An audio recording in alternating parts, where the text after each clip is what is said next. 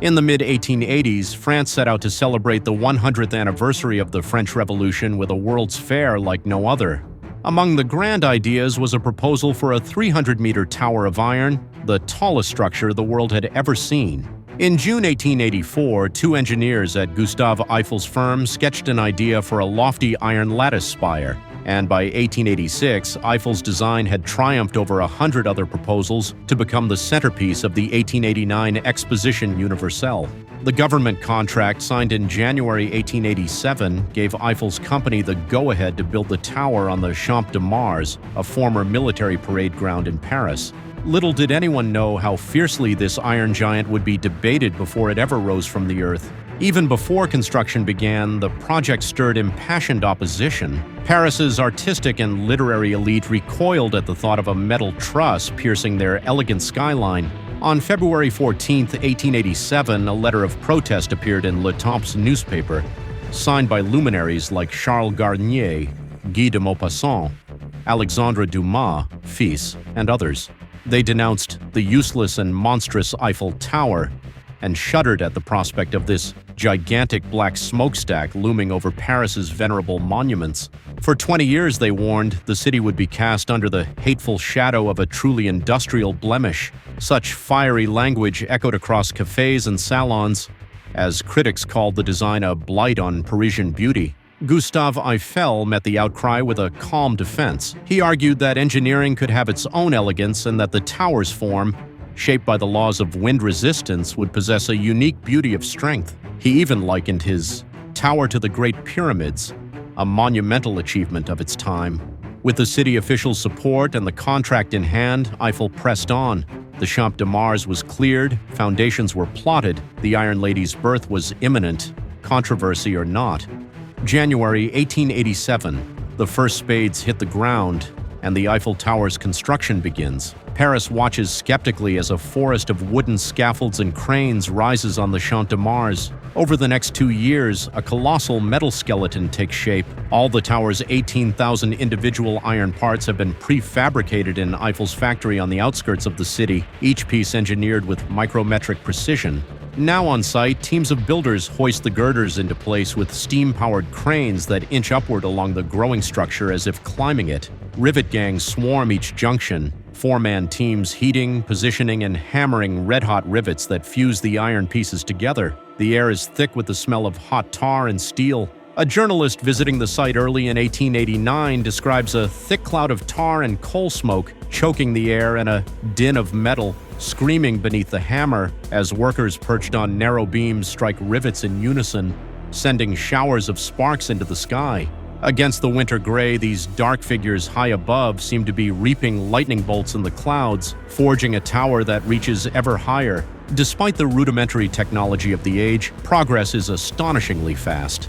It takes only about 5 months to lay the massive masonry foundations, and by the end of 1887, the iron legs have joined to form the first platform 57 meters above ground. Using hydraulic jacks and precision alignment, the engineers ensure the metal pieces fit together within fractions of a millimeter.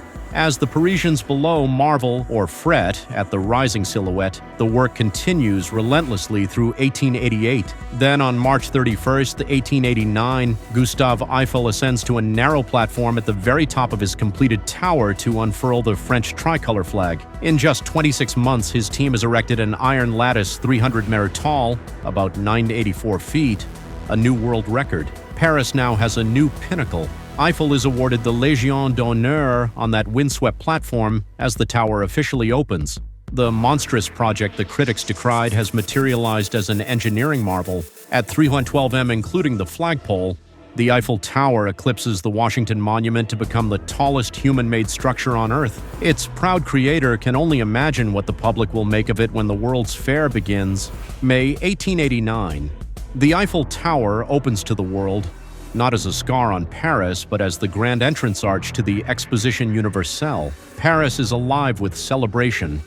The fairgrounds bustle with visitors from around the globe, drawn to new inventions, pavilions of industry and culture, and above all, the incredible Tower of Iron dominating the skyline. Fairgoers approach the tower across the Champ de Mars, craning their necks to take in its full height.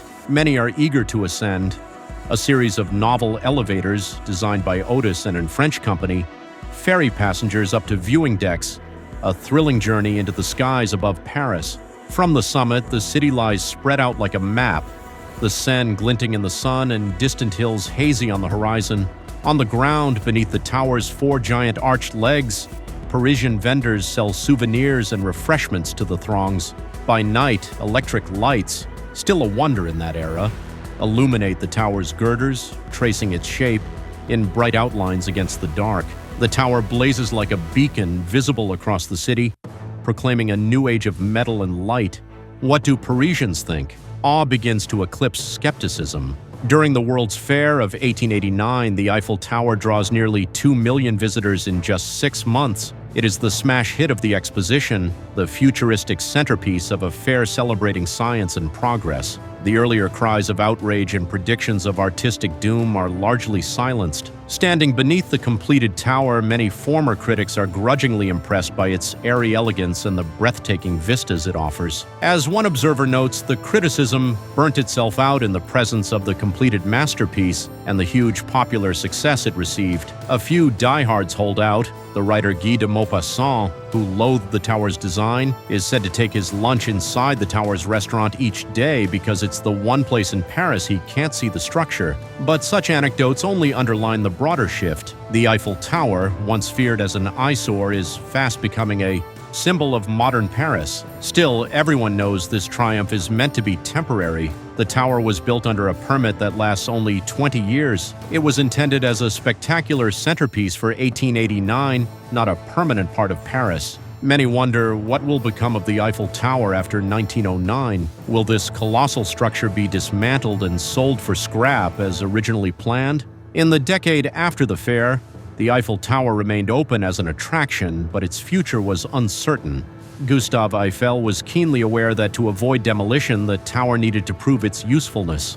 He set aside a small laboratory space in the tower for scientific experiments, studying wind pressure, gravity, and even dropping objects from height to study air resistance. Most importantly, Eiffel championed the tower as a platform for the new technology of wireless telegraphy, radio. The immense height that so many had complained about was in fact ideal for sending and receiving signals over long distances. By the mid-1890s, radio pioneers were eager to test their equipment on the Eiffel Tower. On November 5, 1898, engineer Eugène Ducretet succeeded in sending a wireless message from an antenna on the tower to the Pantheon, 4 kilometers away. The first radio transmission in Paris. It was a modest start, but more would follow.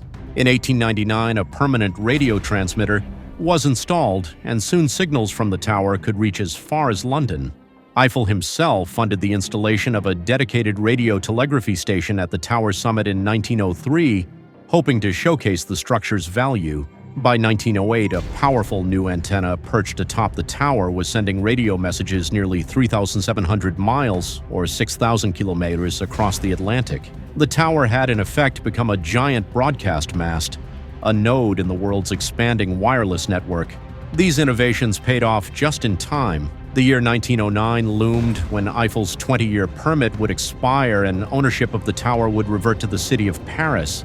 Initially, the city had every intention to tear down the temporary tower, as stipulated by the original agreement. But thanks to its newfound utility, opinions had shifted. The French military and government recognized that the tower's radio telegraphy capabilities were too valuable to lose. Indeed, by 1909, the Eiffel Tower was central to France's communication system, a strategic asset, not just a curiosity. Rather than dismantle it, the authorities decided to save it. On January 1, 1910, Gustave Eiffel, who still held the rights, received a renewed concession to keep the tower standing for an additional 70 years. The city effectively granted the Iron Lady a permanent reprieve. What had begun as a speculative fairground marvel had evolved into an indispensable tool of science and national security. Eiffel's insistence that his tower would have purpose had been vindicated. The Eiffel Tower, once slated for the scrapyard, was now poised to enter the new century as a fixture of Paris, and soon it would play a part in the great dramas of that century. August 1914. The Great War erupts and Paris faces the threat of invasion. The Eiffel Tower, that iron absurdity scorned by 19th century artists, suddenly assumes a critical role in France's defense. High in its structure, a radio telegraphy station operates day and night, staffed by military signalmen. The tower's immense height grants radio antennas an unprecedented range. In early September 1914, as German armies advanced toward Paris, French operators at the Eiffel Tower transmit urgent messages to the front and detect enemy communications. In a pivotal moment, the tower's wireless station jams the German radio network, disrupting their communications during the First Battle of the Marne. This interference blinds the German high command at a crucial juncture, helping to stall their advance and enabling the French army's counterattack. Paris is saved from immediate capture, and the Eiffel Tower's new identity as a tool of warfare is sealed. What was once dismissed as a frivolous ornament now serves as a 1,000-foot-tall radio tower, thwarting the enemy. Throughout World War I, the Iron Lady remains a silent steel sentry over Paris. Its wireless station intercepts enemy messages and passes vital information to the French military. In 1917, French intelligence at the tower famously intercepts a coded radio telegram between Germany and Spain that mentions an Agent H-21. This clue leads to the arrest of Margaretha Zell, better known as Mata Hari, accused of spying for Germany. Thus, the Eiffel Tower contributes to the unmasking of one of the war's most notorious spies. By war's end, the tower is no longer seen as just an engineering feat. It has become a symbol of national pride and modern military technology. The war also transforms the tower's cultural meaning. In 1918, as victory neared, the poet Guillaume Apollinaire wrote a celebratory poem in the shape of the Eiffel Tower itself, proclaiming Paris's defiance and hope. "Hello, world, which your mouth, O Paris, will forever stick out at the Germans," he wrote. In tower-shaped verse, a cheeky, patriotic image of Paris and its tower thumbing its nose at the enemy.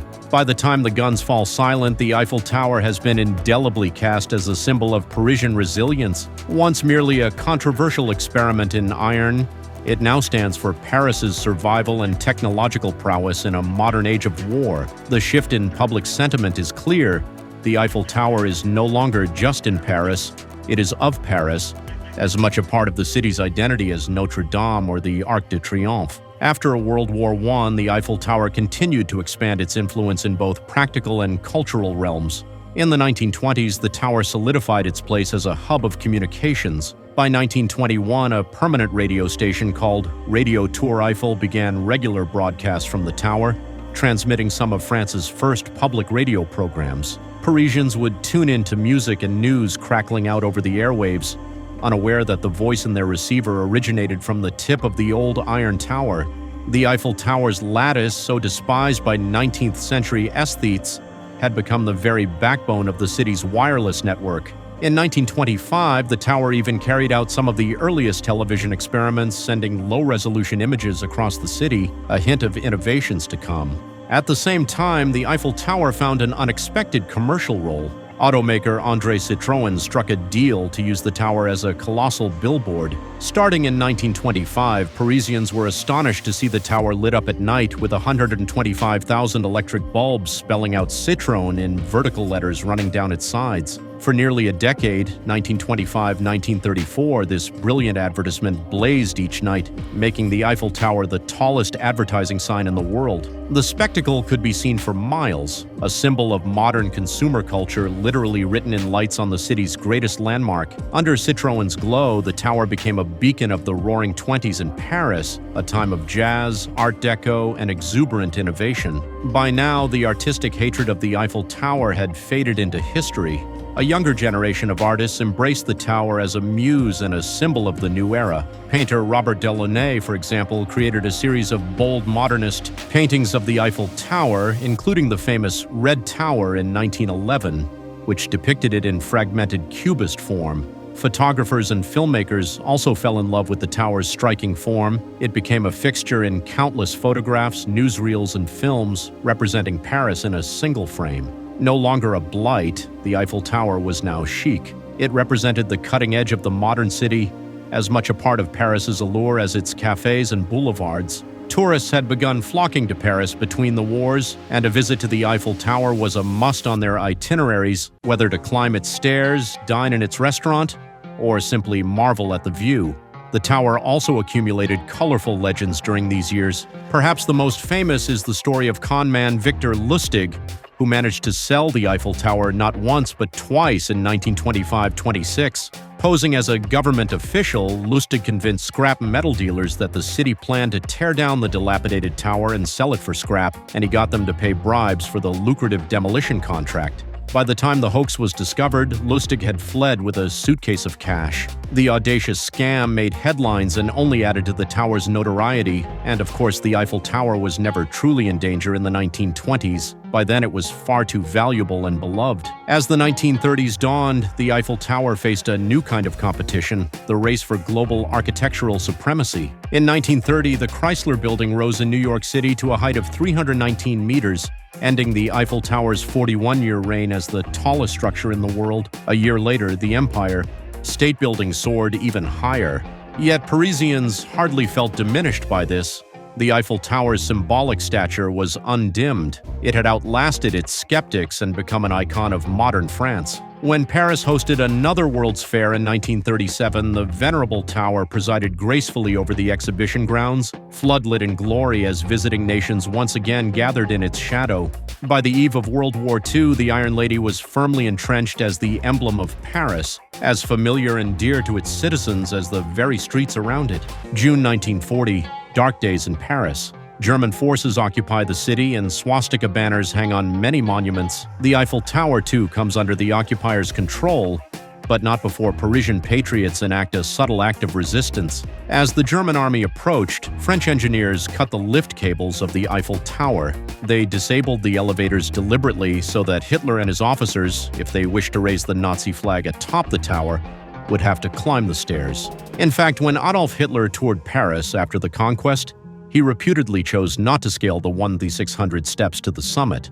A famous quip circulated: Hitler conquered France, but never conquered the Eiffel Tower. While German soldiers did hoist a swastika flag on the tower, it blew away in the breeze within hours and had to be replaced by a smaller one. The occupiers seldom bothered to restore the elevators during the war, so the tower's heights remained inaccessible, a silent reproach towering over a subdued city. During the 4 years of Nazi occupation, the Eiffel Tower's lights were extinguished and its radio transmitters largely silenced, at least for Allied broadcasts. Yet the tower stood as a powerful symbol in the hearts of Parisians, a resilient figure watching over the city in its hardship.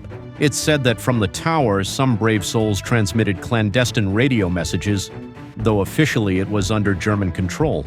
For the occupying forces, the Eiffel Tower was mainly a propaganda backdrop, a trophy to be photographed with, proof that even the mightiest symbols of France had fallen under the Reich's power. But that would change before long. August 1944, Paris rises. The Allies approach from the west, and the French resistance stages an uprising in the city. Sensing defeat, Hitler issues a furious order. If Paris is to be lost, it must be destroyed. General Dietrich von Koltitz, the German military governor, is instructed to reduce the city to rubble, to blow up its bridges, monuments, and presumably the Eiffel Tower itself. Famously, Hitler's telegram demanded, "Is Paris burning?" In those tense days, explosives were indeed rigged on landmarks and bridges, yet von Koltitz could not bring himself to carry out the senseless command. Defying Hitler, he left the Eiffel Tower and the rest of Paris intact. On August 25, 1944, Paris is officially liberated by French and Allied troops. That very day, as fighting still smolders in corners of the city, a team of French resistance climbers makes its way up the Eiffel Tower. In a triumphant moment, they tear down the Nazi banner and hoist the French tricolor in its place, letting it wave proudly over the capital. Parisians flood into the streets, cheering and weeping for joy. That night, as fireworks crackle and church bells peal, the Eiffel Tower stands floodlit once again, La Dame de Fer, the Iron Lady, shining over a free Paris. The tower had endured the war without physical damage, spared by a combination of fate and courage. In the eyes of the world, it now symbolized not only Paris, but liberation itself. In the decades after World War II, the Eiffel Tower's status as a global icon was indisputable. It had survived into a new era and was poised to watch Paris rebuild and thrive once more. By the 1950s and 60s, international tourism boomed, and visiting the Eiffel Tower became virtually synonymous with visiting Paris. Recognizing its historical and cultural significance, the French government officially declared the Eiffel Tower a National Historic Monument in 1964. What once had been denounced as a temporary dishonor to Paris was now protected as a treasured piece of French heritage. The tower, once controversial, was by then loved not just by Parisians but by people around the world. With fame comes the responsibility of upkeep. The Eiffel Tower may be made of iron, but it is not immutable. It requires careful maintenance to withstand time and weather. One of the less glamorous but crucial tasks is painting the tower. In fact, every 7 years, painters give the Eiffel Tower a fresh coat of paint, some 60 tons of it each time, to prevent the iron from rusting. Since 1889, the tower has been completely repainted at least 19 times. Its color has shifted from the original reddish-brown to a yellowish ochre, and later to the signature Eiffel Tower brown that we know today. Until 2001, lead-based paint was still used, but this was eventually discontinued for safety. The painting crews worked their way up and down the structure with harnesses and brushes, a job that takes many months. It's often noted that by the time they finish painting from bottom to top, it's almost time to start again. This constant care gives the Iron Lady her enduring luster, a quiet testament to preservation behind the spectacle. The tower also saw upgrades to its amenities over the years. New elevators were installed to replace the aging originals, first in 1965 and again in the 1980s, to improve safety and capacity. An old spiral staircase Eiffel once climbed was removed. Parts of it now reside in museums. The broadcasting equipment also expanded.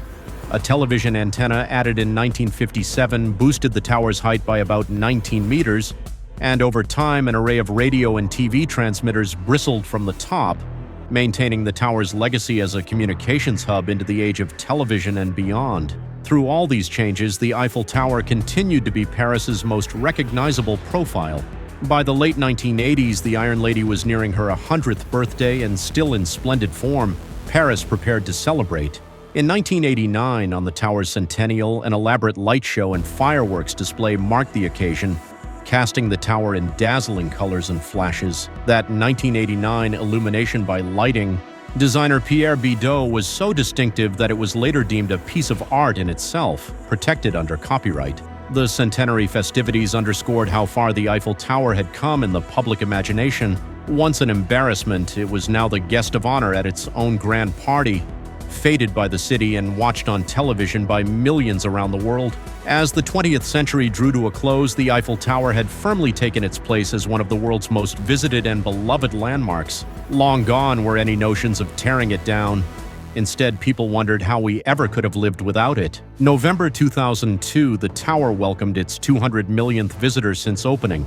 By the turn of the millennium, roughly 7 million people were ascending the Eiffel Tower each year, a volume of human traffic Gustave Eiffel likely never imagined. Tourists from every corner of the globe stood in lines at its base, eager to ride the lifts to its viewing platforms, dine in its restaurants, and stand where Eiffel once stood. The tower had become the beating heart of Paris, present in innumerable honeymoon photographs, postcards, and memories. Yet, as iconic as it was, the Eiffel Tower was not done evolving. New chapters were about to be written in the 21st century.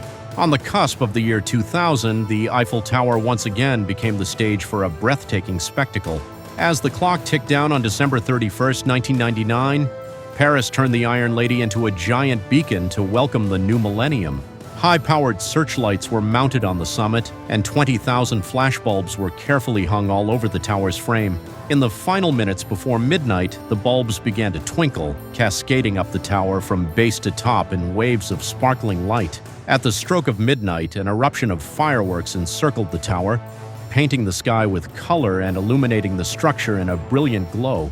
Crowds on the Champ de Mars and across Paris gasped at the sight. The Eiffel Tower appeared to scintillate magically. The display was so enchanting that the city decided to make the sparkling lights a permanent feature. After the year 2000 celebrations, the Eiffel Tower's 20,000 flashbulbs continued to glitter for 5 minutes at the start of each, hour after dark, a tradition that continues to this day.